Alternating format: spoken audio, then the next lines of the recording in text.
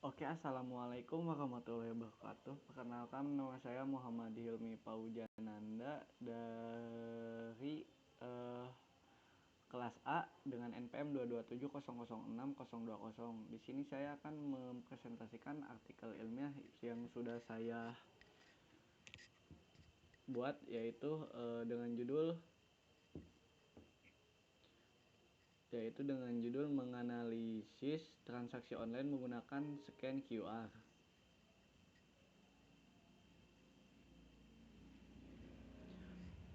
Yang pertama di sini ada abstrak. Saya Abstrak saya di sini adalah QR code merupakan sebuah aplikasi yang dirancang untuk memberikan kemudahan kepada masyarakat saat akan melakukan transaksi atau pembelian pada toko yang terdapat pada lokasi sekitar pemberdayaan ekonomi masyarakat. Nah, di sini diharapkan dapat terwujudnya dengan adanya inovasi implementasi aplikasi tersebut. Karena konsep tersebut, aplikasi ini dibuat berbasis mobile, smartphone karena pada umumnya setiap saat digunakan oleh masyarakat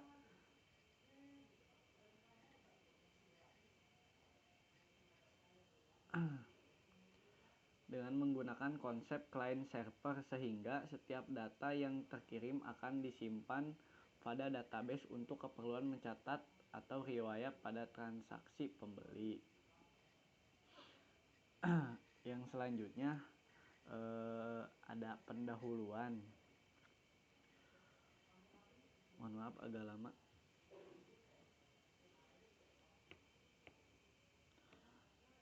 Untuk pendahuluan dari Gerakan Nasional Non Tunai yang telah diinisiasi oleh Bank Indonesia pada tahun 2014 bertujuan untuk membangun kesadaran masyarakat terhadap instrumen pembayaran non tunai. Kemudian, pembayaran non tunai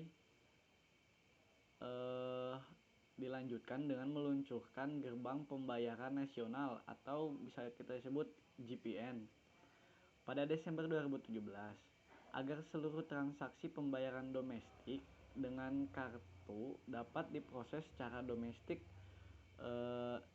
interkoneksi dan interoperable untuk seluruh IDC atau ATM milik bank lain.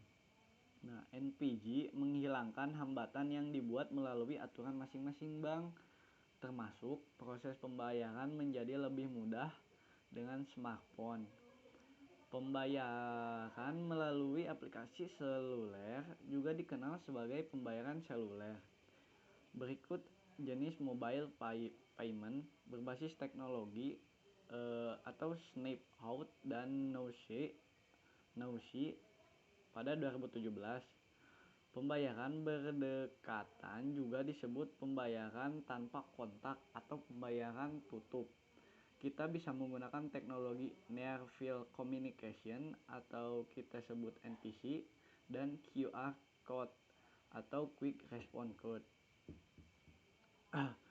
Nah, pada kajian pustaka di sini ada mobile payment technology, di mana mobile payment adalah transaksi pembayaran melalui aplikasi mobile atau mobile banking. Pada tahun 2020, banyak perangkat akan terhubung ke pembayaran. Ekosistem terintegrasi dengan proses autentikasi improvisasi. Shash, Roughan, Jain, Kaushik, dan Awadhiyah pada 2016. Metode pembayaran pada aplikasi mobile banking terbagi menjadi dua kategori, yaitu proximity payment dan remote payment. Proximity adalah pembayaran yang dilakukan tanpa memerlukan kontak langsung atau contactless payment. Nah, digunakan sensor NPC untuk mendeteksi objek dekat lainnya. Contoh seperti Mastercard, Fastpay, dan Visa PayWave. yang memungkinkan untuk melakukan pembayaran melalui aplikasi smartphone tanpa perlu fisik. Dan yang selanjutnya ini adalah contoh QR code atau quick response yang dimana saya bahas di karya ilmiah ini. Bagian-bagian QR code yaitu ada positioning detection markers, di mana positioning detection markers adalah bagian dalam QR code yang berbentuk kotak dan jumlahnya ada 3. Posisinya selalu ada di pojok QR code dan berfungsi untuk memastikan scanner mampu melakukan pembacaan kode secara cepat dan mengetahui orientasi atau posisi kode tersebut.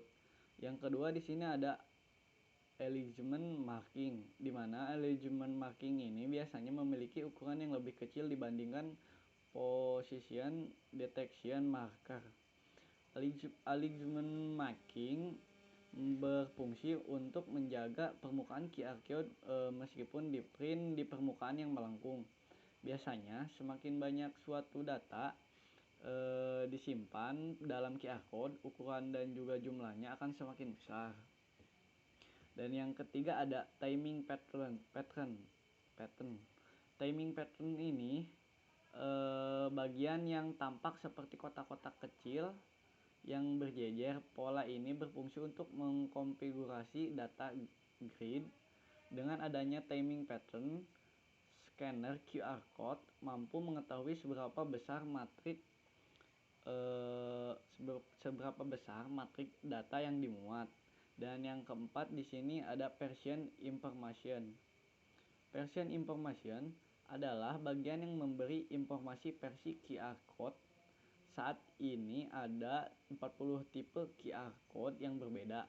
Dengan adanya tanda ini, scanner bisa mengetahui versi QR code mana yang dipindai. Umumnya versi 1 sampai 7 adalah yang paling umum digunakan.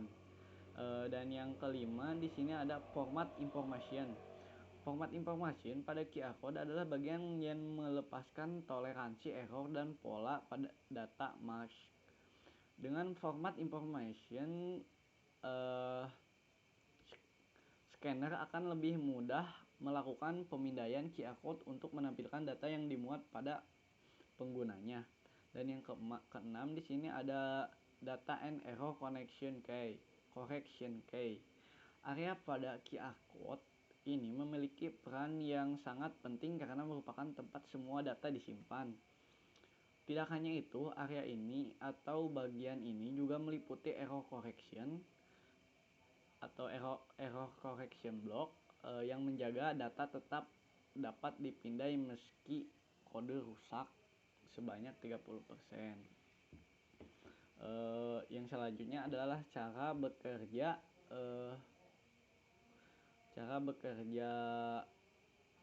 bagaimana cara kerja QR code. Nah, di sini untuk cara kerja QR code itu sendiri dimulai pada problem identification, di mana bagaimana QR code pada mobile banking dapat memberikan kemudahan transaksi berbayar. Lanjut kepada pengidentifikasian masalah, di mana permintaan transaksi tinggi pada uang tunai tidak tersedia atau alternatif pembayaran offline selain non tunai. Kita masuk ke sini, problem identifikasi atau masalah identifikasi, di mana di problem identifikasi ke literatur jurnal atau tinjauan literatur, di mana mobile banking mobile payment test quick response code atau authentication metode one time password atau TAM release. Lalu ke analisis kebutuhan dan pengumpulan data, lalu selanjutnya di analisis datanya dan dirancang melakukan perancangan pembayaran kode QR di mobile banking. Dan yang terakhir adalah kesimpulan dan saran. Untuk hasil dan pembahasan di sini, untuk dapat mempermudah transaksi pembayaran dan memberikan keamanan, maka fitur QR Code menjadi pilihan untuk ditambahkan pada aplikasi mobile banking OCBC NISP sebagai alternatif sistem pembayaran yang mudah digunakan dan tidak menyediakan mesin EDC. Beberapa dengan aplikasi serupa yang disebutkan di atas, sistem yang dibangun dari penelitian ini sudah terintegrasi dengan rekening sumber dan data utama sehingga tidak memerlukan top up dana melalui proses transfer antar bank. Adapun daftar persyaratan QR Code Mobile Banking OCBC NISP dapat diuraikan sebagai berikut. Yang pertama ada QR Code Payment dibuat pada platform mobile banking dan nasabah dapat menentukan rekening sumber dananya dan dapat melakukan perubahan rekening nantinya. Yang ketiga adalah nasabah dan merchant wajib login ke mobile banking untuk dapat melakukan transaksi. Dan yang keempat ada merchant dapat menampilkan QR code yang dihasilkan oleh sistem untuk diinformasikan kepada pelanggan. Yang kelima, pelanggan memindai QR code dari merchant. Yang keenam ada pelanggan memasukkan nilai nominal, dan ketujuh sistem generate OTP, dan yang kedelapan pelanggan dan merchant mendapatkan notifikasi selesai pembayaran dari aplikasi mobile banking. Dan untuk yang terakhir, pada kesimpulannya adalah penguji fungsional sistem dilakukan dengan menggunakan pengujian beta. Pengujian ini dimaksudkan untuk memastikan setiap menu dan fitur aplikasi pembayaran QR Code berjalan sesuai dengan kebutuhan pengguna. Berdasarkan hasil pengujian dengan skenario beta testing, QR Code Payment dan Mobile Banking telah berfungsi dengan baik sesuai kebutuhan aplikasi. Pembayaran QR Code Payment pada Mobile Banking telah berfungsi dengan baik sesuai kebutuhan aplikasi pembayaran QR Code pada mobile banking yang dihasilkan dari penelitian ini kemudian diuji dengan metode teknologi acceptance model atau TAM untuk mengukur pengaruh dan penerima sistem pembayaran QR Code menggunakan mobile banking menggunakan mobile banking. Nah, tes TAM ini dinilai dari variabel perceived ease of use atau PE, perceived usage atau PU, dan attention to using atau AT, dan intentions to use atau IU. Hasil evaluasi pada variabel PE menunjukkan penyimpanan data yang relatif kecil karena nilainya lebih kecil dari nilai min. Sekian dari saya. Maaf bila banyak salah. Wassalamualaikum warahmatullahi wabarakatuh.